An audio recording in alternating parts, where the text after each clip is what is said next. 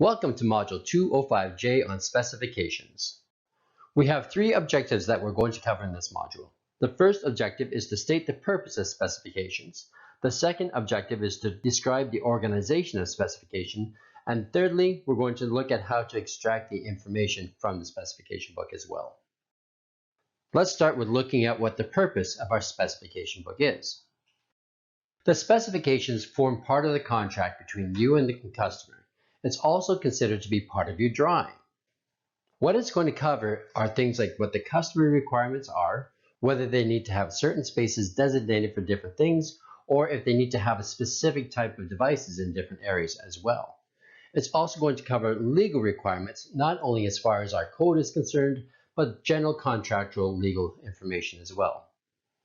It's going to notate not only the equipment that we use, but where do we buy the equipment from. Usually, it will have a first and second provider as well. Just in case we can't get something for one person, there's automatically a second supplier that's going to be approved for the work.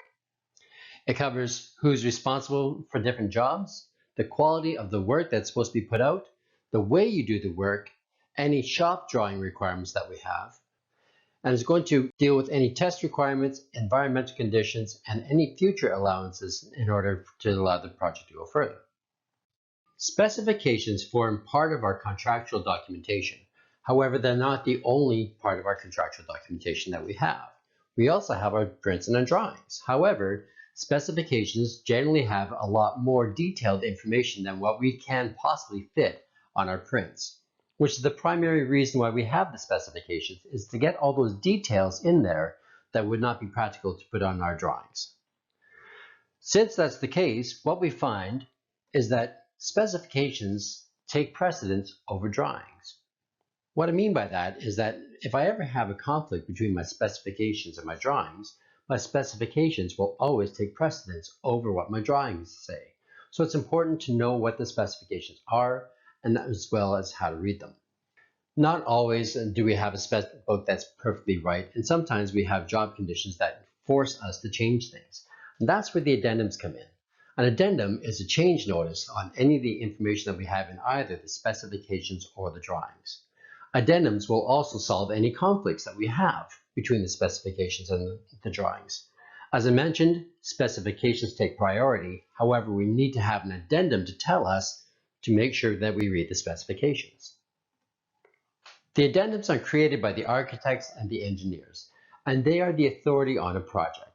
If we have any sort of conflict or any sort of problem, we have to go back to the architect and the engineers in order to have them create an addendum.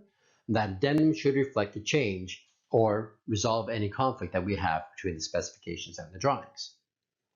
And of course, above the architects and the engineers are the code and the inspectors. Electrical code is legal documentation, which means that is our legal required minimum. We can always go above code, but the architects and engineers must make sure their projects at least meet up to code. This is what we refer to as the hierarchy of a construction project.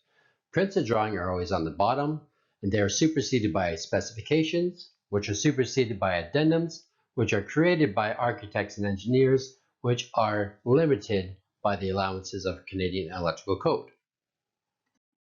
Now that we have a general idea of the purpose of a specification book, we're going to look at how it's organized. There are a couple different organizational types out there, but we're going to look at the most common one. The most common standard that we use comes from the Construction Specifications Institute and is called the Master Format. The Construction and Specifications Institute is a private foundation that developed the Master Format standard for construction. The original standard had 17 different divisions. However, in 2004, this new master format was developed and has 50 different divisions instead. The purpose of this format is to assist the user into organizing information into distinct groups when creating contractual documents, and also to assist the user searching for specific information in consistent locations. And it's organized into groups, and then subgroups, and then divisions. The CSI master format is separated into two main groups. The first group is the procurement and contracting group. What this has is not generally used for construction, however, it is used for bidding information and contractual information. It also deals with the scheduling. This consists of division 00. So this is mainly our legal information part of our specification book. The second group is called the specifications group, and this is divided into 5 different subgroups. The first subgroup is the general requirements subgroup, and this will provide summaries, administrative information, bidding information, and any information on the quality of work. The next subgroup is the facilities construction subgroup, and this contains anything from Division 2 to Division 14. This subgroup contains detailed information on construction and the finishing of the project, and it will contain such things as surveying, demolition, concrete and structural components, and finishings. The next subgroup is the facility services subgroup, and this is where we find the rest of our trades that are not involved in the structural. This is where we'll find our plumbing, our heating and ventilation, and our electrical, our automation, and any electronic and safety and security groups. Group number 4 is Site and Infrastructure subgroup. The Site and Infrastructure subgroup will tell us what the overall site and services should be like as well. This will cover earthwork, transportation, waterway, marine construction, and any utilities that need to be found on the site. Our 5th subgroup is the Process Equipment subgroup, and this contains divisions between 40 and 48. Now, not all the divisions inside this group are being used. There are some that are left over for future expansion of the grouping. Subgroups 4 and 5 are also not typically used in all the different spec books. However, subgroups 1, 2, and 3 are common subgroups that we would find in any spec book that we have on our job site. When we look at the divisions within the subgroups, they are further broken down, and each division will be separated by 3 sets of 2 digits. The first set of 2 digits tells us what division it is, such as Division 26. The second set of 2 digits tells us the section within the division, and each division has relatively the same sections. They would be organized to group common topics, such as operations, common work, schedules, commissioning, and so forth. The third set of 2 digits is a subdivision of the previous section. What this does is provide a more fine-tuned organization of information. So not only can I break things down into division and then section off that division, but I'm also going to section off my sections.